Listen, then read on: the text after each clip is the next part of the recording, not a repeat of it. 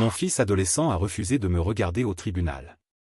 Il agit de manière inquiétante, a témoigné mon ex-femme. Le juge m'a demandé si j'avais une question. Juste une, ai-je répondu, en levant le téléphone de mon fils.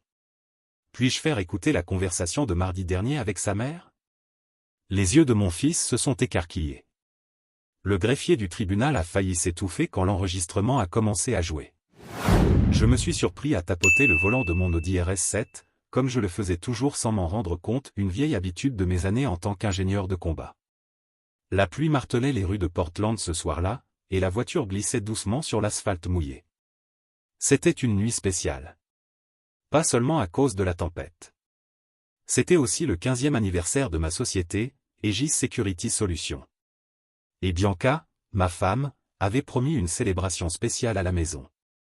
15 ans, et tant de choses s'étaient passées pendant ce temps. À 42 ans, j'avais réussi à faire d'Aegis une référence en sécurité stratégique. Nous intervenions dans les coulisses de grandes entreprises, à détecter des failles, des vulnérabilités, le moindre détail pouvant devenir un problème. C'était mon domaine. Ça l'a toujours été.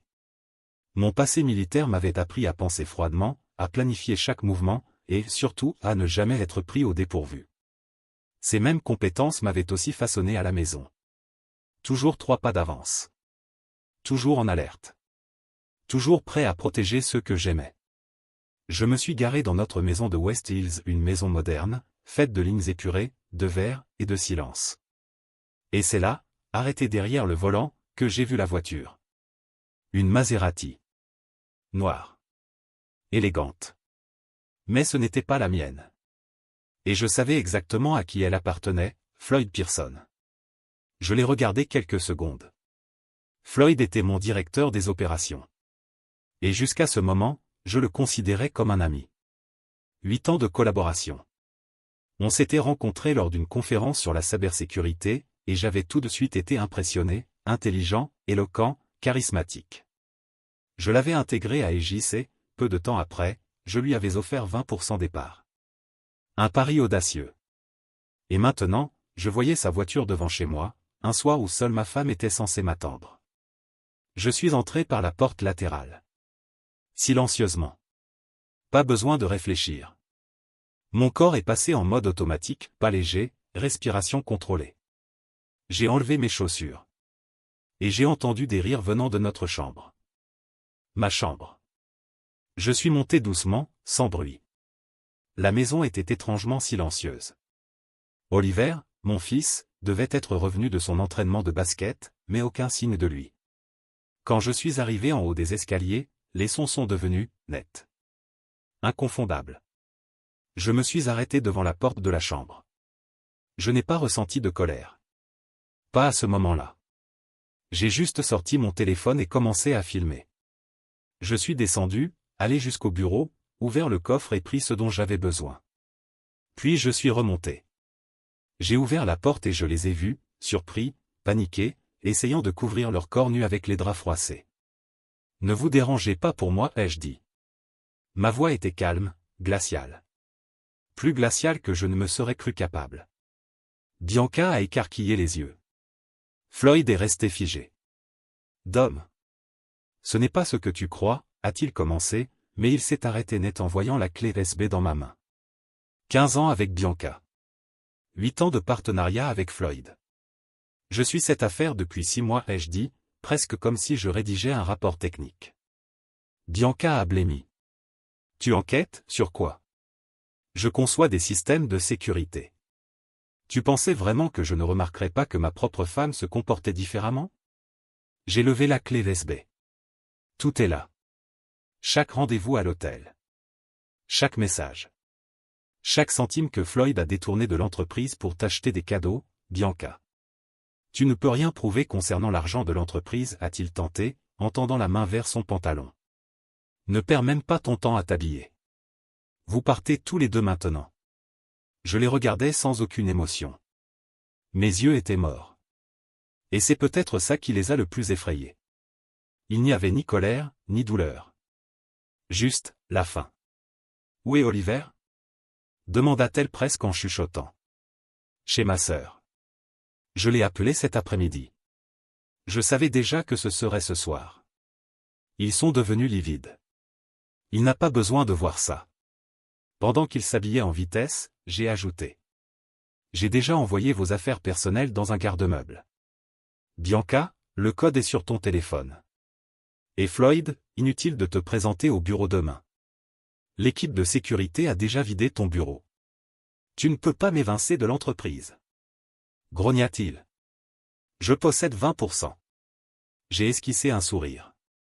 Juste un mouvement des lèvres. Mes yeux, eux, restaient éteints. Va voir la clause 16.3 du contrat de partenariat. Conduite immorale. Tes parts reviennent à l'entreprise pour 50 cents par dollar. Et j'ai déjà lancé la procédure. Ils sont partis. Moi, je suis resté. Je me suis assis dans le bureau, fixant une photo de la famille que nous avions été. Et je n'ai pas pleuré. Je ne voulais même pas. L'armée m'a appris à enfermer mes émotions dans un coin très profond de l'esprit.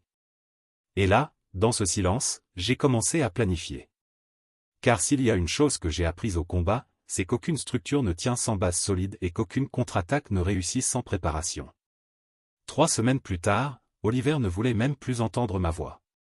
Bianca lui avait monté la tête. Elle m'avait dépeint comme un paranoïaque, un maniaque du contrôle. Elle lui avait dit que j'avais installé des caméras dans toute la maison pour les espionner. Et Floyd? Évidemment, il avait aidé à construire ce récit. Quand j'ai reçu les papiers du divorce, je n'ai pas été surpris. Les exigences étaient absurdes, la maison, la moitié de l'entreprise malgré des clauses de contrat claires et la garde exclusive de notre fils. Les accusations? Créatives, abus émotionnels, surveillance illégale, intimidation. Ils jouaient salement. Mais ce qu'ils avaient oublié, c'est que moi aussi, je savais jouer. L'avocat de Bianca, Weston Thorne, était connu dans le milieu juridique comme un prédateur des divorces millionnaires. Le genre de type prêt à tout pour gagner, quitte à détruire des réputations. Mais ce qui m'a vraiment pris de court, c'est l'ordonnance restrictive d'urgence. Et plus encore, la visite de la détective Rena Moss à mon appartement temporaire. Elle a frappé à la porte comme si elle s'attendait déjà à me trouver coupable. Monsieur Lavelle, Madame Westfield affirme que vous avez menacé, et je cite, de détruire leur vie morceau par morceau, a-t-elle déclaré en me regardant droit dans les yeux, comme si elle cherchait le moindre signe de mensonge ou d'instabilité. Je n'ai pas détourné le regard.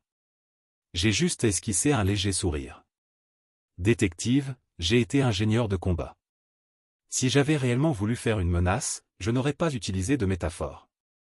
Ce n'est pas exactement une négation, a-t-elle répliqué, sèchement. Je n'ai eu aucun contact avec l'un ou l'autre depuis la nuit où je les ai surpris ensemble, ai-je répondu calmement. Mais je ne vais pas mentir, je ne pardonne pas la trahison. Elle n'a rien dit. Elle m'a observé quelques secondes de plus avant de partir. Et au moment même où la porte s'est refermée, j'ai reçu un message de Nadia, mon assistante exécutive. Ils ont déjà contacté 3 de nos plus gros clients. Ils prétendent s'inquiéter pour la stabilité de l'entreprise. J'ai fermé les yeux un instant. Ce n'était plus une question de mariage. C'était la guerre. Et ils visaient tout ce que j'avais construit.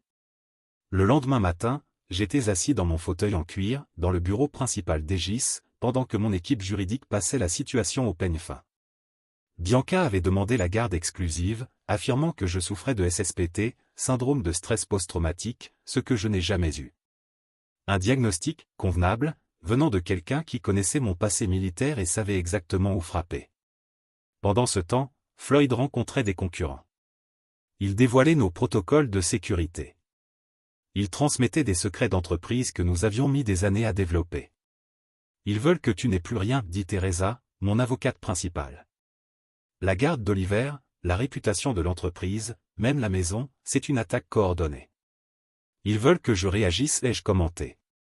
Si je perds le contrôle, ils gagnent. Ça renforce leur image de moi comme quelqu'un d'instable. Nadia, qui était à mes côtés depuis les débuts d'Aegis, ajouta. Le témoignage d'Oliver est leur arme la plus puissante.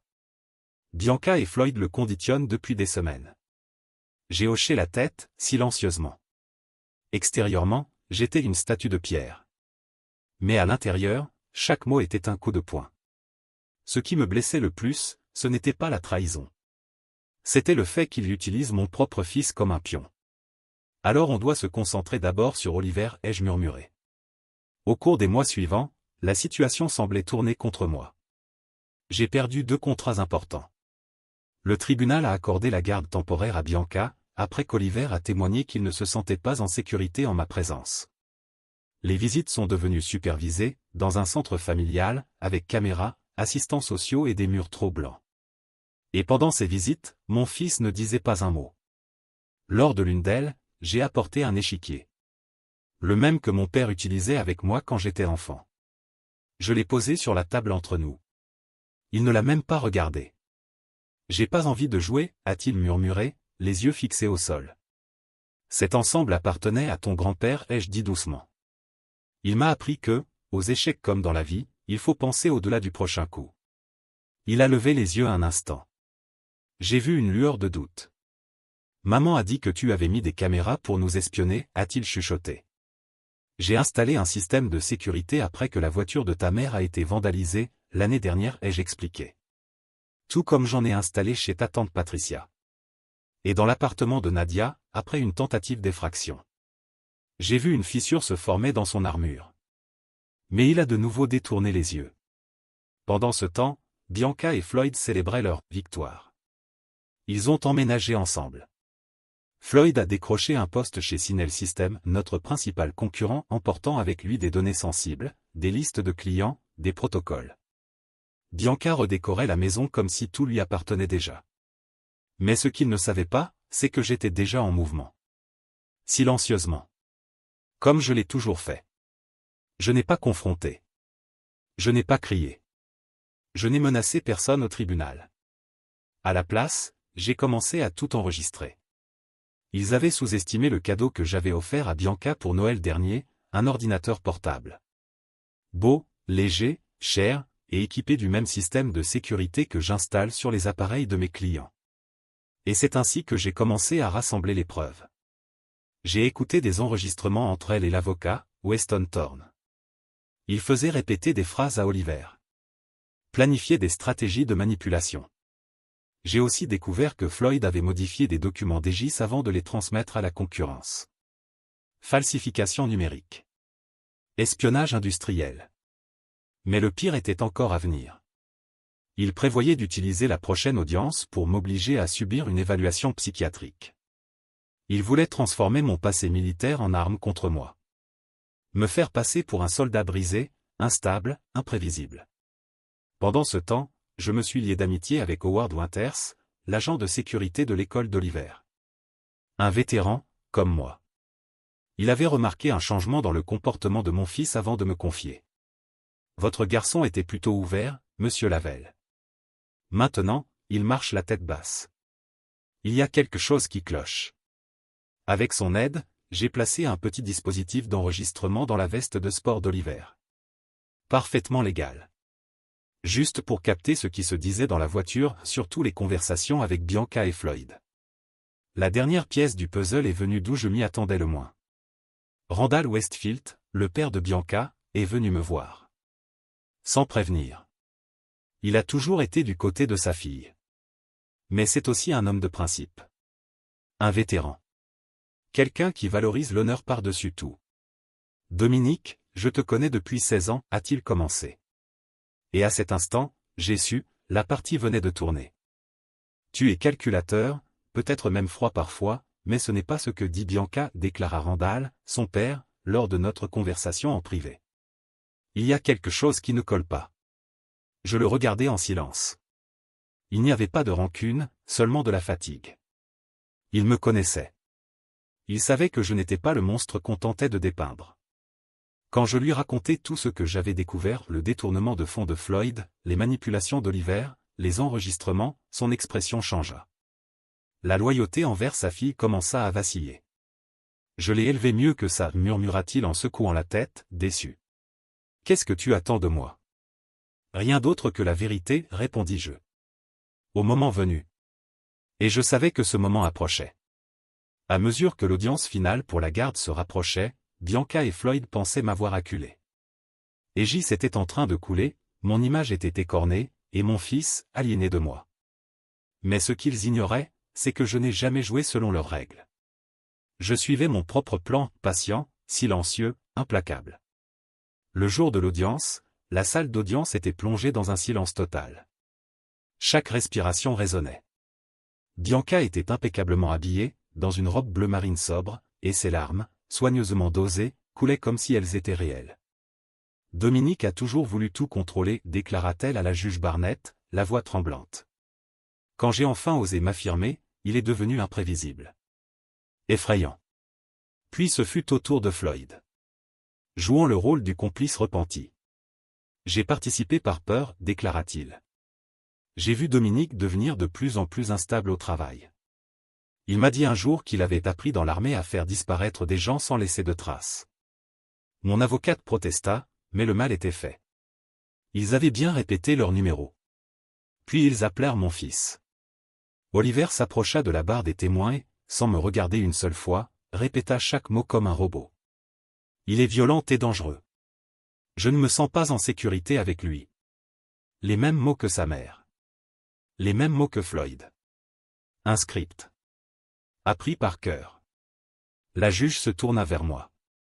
Monsieur Lavelle, votre avocate a choisi de ne pas interroger les témoins. Souhaitez-vous poser une question à votre fils? Je me levai lentement. Je sentais tous les regards braqués sur moi. Je gardai la voix ferme, posée. Juste une, dis-je, en levant le téléphone d'Oliver. Tu veux que je diffuse l'enregistrement de ta conversation de mardi dernier avec ta mère? Les yeux d'Oliver s'écarquillèrent. La greffière du tribunal s'étrangla lorsque j'appuyai sur « Lecture ». Maman, je ne peux pas dire ces choses sur papa devant le tribunal. Ce n'est pas vrai. Oliver, on en a déjà parlé. Ton père est dangereux. Tu te souviens de ce qui est arrivé à ce client qu'il a affronté? En fait, il ne lui est rien arrivé, Bianca, la voix de Floyd intervient. Mais Oliver, ton père a les moyens de détruire des vies. La seule façon d'être en sécurité, c'est s'il perd ce procès. Mais papa n'a jamais fait de mal à personne. Il le fera, insista Bianca. Si tu ne nous aides pas, il t'emmènera loin d'ici et tu ne me reverras jamais. C'est ce que tu veux? Le silence qui suivit fut assourdissant. L'expression de la juge Barnett changea. Sérieuse. Incrédule. Maître Thorne, que signifie tout ceci? Demanda-t-elle en regardant l'avocat de Bianca. Avant qu'il ne réponde, je pris les devants. Votre honneur, j'ai plusieurs autres enregistrements de mon épouse et de M. Pearson coachant mon fils sur ce qu'il devait dire devant le tribunal. J'ai également les preuves que toutes les accusations portées contre moi ont été montées de toutes pièces. Je fis signe à mon avocate. Elle remit des dossiers complets à la juge et à la partie adverse. Cette documentation prouve le détournement de fonds de M. Pearson, la coordination visant à saboter ma réputation, et des messages textes dans lesquels il discute, mot pour mot, d'un plan pour détruire Dominique complètement. Je vis le visage de Bianca perdre toute couleur. C'est de la surveillance illégale. Cria-t-elle, perdant enfin son sang-froid. Il n'a pas le droit. Mon avocate l'interrompit. En réalité, toutes les preuves ont été obtenues légalement. Les enregistrements ont eu lieu dans des lieux publics ou avec le consentement d'une des parties. Et les preuves numériques proviennent d'appareils professionnels soumis à des politiques claires de surveillance. La juge parcourut les documents durant quelques minutes. Son visage se durcit de plus en plus. Lorsqu'elle releva les yeux, elle déclara fermement. J'en ai vu assez pour ordonner une réévaluation complète de l'affaire. Monsieur Lavelle, que demandez-vous aujourd'hui? La garde exclusive de mon fils, répondis-je, en fixant la juge droit dans les yeux. Et un audit financier judiciaire de tous les éléments liés à la procédure de divorce. Pour la première fois depuis des mois, Oliver me regarda. Ses yeux étaient pleins de larmes. Les miens aussi. Mais je ne laissai aucune tomber. La juge ordonna une suspension de séance. Et, à l'extérieur, la détective Rena Moss s'approcha de Floyd et Bianca. Monsieur Pearson, nous devons vous parler à propos des documents financiers remis par Monsieur Lavelle au département. Il y a des signes d'irrégularité grave. Dans l'antichambre du tribunal, Randall Westfield confronta enfin sa fille. Je t'ai appris ce qu'était l'honneur, Bianca. Ce que tu as fait à Dominique, à ton propre fils, est impardonnable. Papa, tu ne comprends pas, tenta-t-elle, mais il la coupa sèchement. Je comprends parfaitement. Et j'ai déjà informé la juge Barnett que je témoignerai en faveur de Dominique cet après-midi. Quand l'audience reprit, la situation avait basculé. La juge Barnett m'accorda la garde exclusive provisoire d'Oliver. Elle ordonna une évaluation psychologique menée par un expert désigné par le tribunal. Elle gela tous les actifs liés au mouvement financier de Floyd. Et elle transmit le dossier au parquet. Je n'ai pas célébré.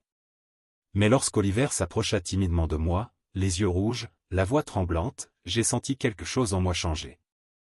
Papa, pardon. Je ne savais plus ce qui était vrai. Oliver me regardait les yeux embués, et à cet instant, tout le plan, toute l'attente, toute la douleur, en valaient la peine. Je posai une main sur son épaule. Ils t'ont manipulé, Oliver. Ce n'est pas ta faute. Est-ce qu'on peut rentrer à la maison? Demanda-t-il, à voix basse. Je souris. L'un des rares sourires que j'avais esquissés ces derniers mois. On y arrivera, promis-je. Mais j'ai vendu la maison. Il ouvrit grand les yeux, surpris. Tu l'as vendue? Quand? Le mois dernier, répondis-je, avec une certaine fierté. À ton grand-père. Randall va nous laisser y rester le temps qu'on décide de la suite. J'avais tout prévu. Chaque mouvement. Chaque conséquence. Et maintenant, tout commençait à s'emboîter. Les pièces tombaient une par une. Floyd a été inculpé d'espionnage industriel et de fraude financière. La Cinel System, où il pensait être valorisé, l'a licencié le jour même où les preuves ont été déposées. Sa réputation a été anéantie. Dans un secteur où la confiance est l'actif le plus précieux, son nom est devenu un poison. Personne ne voulait même le croiser à l'accueil. Quant à Bianca, elle a découvert que sa trahison calculée lui avait tout coûté. Le contrat prénuptial ne lui a garanti qu'une fraction de ce qu'elle espérait obtenir lors du divorce. La maison pour laquelle elle s'était battue bec et ongle était maintenant entre les mains de son propre père, le même qui avait refusé de l'aider financièrement après avoir appris la vérité. Et son cercle social, sur lequel elle comptait tant, s'est évaporé comme de la fumée dès que la vérité a éclaté. Elle avait manipulé son propre fils pour détruire son père. 6 mois ont passé. J'étais de retour à mon bureau chez Aegis. Tout avait été restauré. Et plus encore, nous étions plus grands, plus forts. La crise avait fait table rase. Et moi, comme toujours, j'avais reconstruit sur des fondations solides. Nadia est entrée avec une tasse de café et un discret sourire. Justice poétique, dit-elle en posant la tasse sur le bureau. Cinel est devenue notre cliente. Et tu ne vas pas le croire. Floyd s'est présenté hier. En suppliant pour n'importe quel poste. Je haussai un sourcil. Et ils l'ont escorté directement vers la sortie. Je secouai la tête, sans aucune émotion. Et Bianca? Elle est à Phoenix. Elle travaille comme assistante d'une agente immobilière. Randall a accepté de l'aider financièrement, à une condition, qu'elle reste loin de l'Oregon. Je hochai la tête à nouveau. Sans satisfaction. Ni rancune. Je ne m'en souciais plus. Je ne voulais pas qu'il souffre. Je voulais juste qu'il reste loin. De ma vie. Et surtout, de celle de mon fils. Ce soir-là, dans notre nouvel appartement au centre-ville, on jouait aux échecs. Comme à l'époque avec mon père. Un silence confortable entre nous. Jusqu'à ce qu'Oliver, pensif, demande. Tu as déjà pensé à pardonner maman? Pour moi? Je déplaçai mon cavalier sur l'échiquier. Sans me presser. Le pardon est surestimé, Oliver. Certaines trahisons sont irréversibles. La meilleure réponse, c'est de s'assurer qu'elles ne puissent plus jamais se reproduire. Il resta silencieux quelques secondes. C'est ce que tu as fait? Tu as fait en sorte que ça ne se reproduise pas? Je le regardais. Et à ce moment-là, je vis quelque chose de différent dans les yeux de mon fils. De la maturité. De la compréhension. Quelque chose qu'on n'acquiert qu'à travers la douleur. J'ai protégé ce qui compte. Toi. L'entreprise. Notre avenir. Tout le reste n'était que dommage collatéral. Il hocha lentement la tête, absorbant la leçon. Dans ma famille, la loyauté est primordiale. Et la trahison est une condamnation. Depuis ce jour, je n'ai plus jamais prononcé les noms de Bianca ou de Floyd. Ils ont cessé d'exister au moment où ils ont comploté contre moi. Je n'ai pas cherché la vengeance. Je n'en ai jamais eu besoin. Je me suis contenté d'orchestrer leur élimination de ma vie avec la même précision que je mets dans n'importe quel projet. Et, comme tout architecte expérimenté, j'ai reconstruit quelque chose de plus fort à leur place. Commentaire Monsieur Reddit. Cette histoire montre à quel point certaines trahisons peuvent briser des liens, mais aussi comment la résilience, la stratégie et l'amour d'un père peuvent reconstruire quelque chose de plus fort. Parfois, il ne s'agit pas de se venger, mais simplement de protéger ce qui compte vraiment. Et vous, qu'auriez-vous fait à sa place? Dites-moi dans les commentaires. Si vous avez aimé l'histoire, n'oubliez pas de liker, commenter et vous abonner pour plus d'histoires comme celle-ci. À la prochaine!